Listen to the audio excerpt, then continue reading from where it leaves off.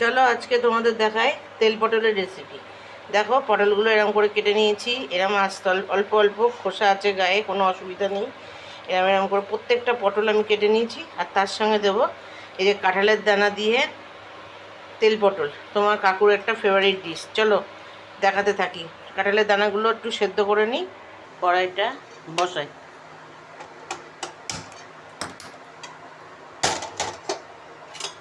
পুরো সাদা তেলে হবে, দেখাচ্ছি।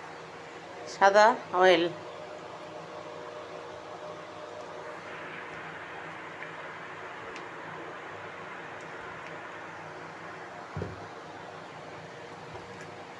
দেব পটল।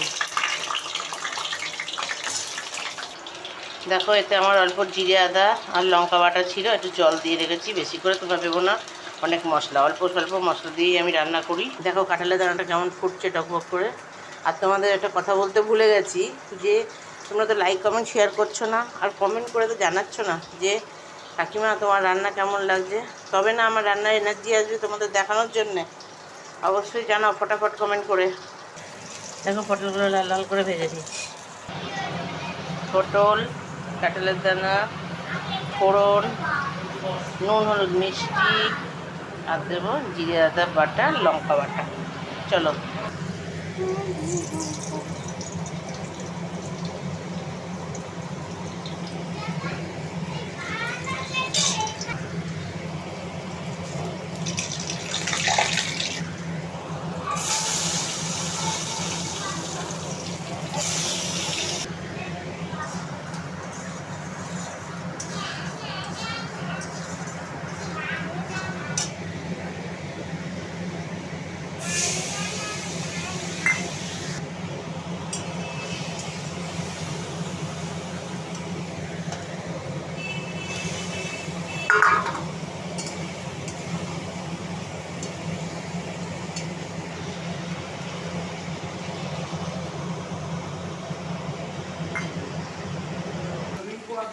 কমপ্লিট তেল পটল। হ্যাঁ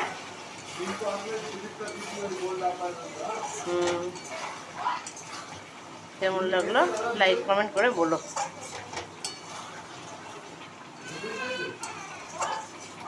দুটো পটল রেডি, দেখো কেমন লাগছে।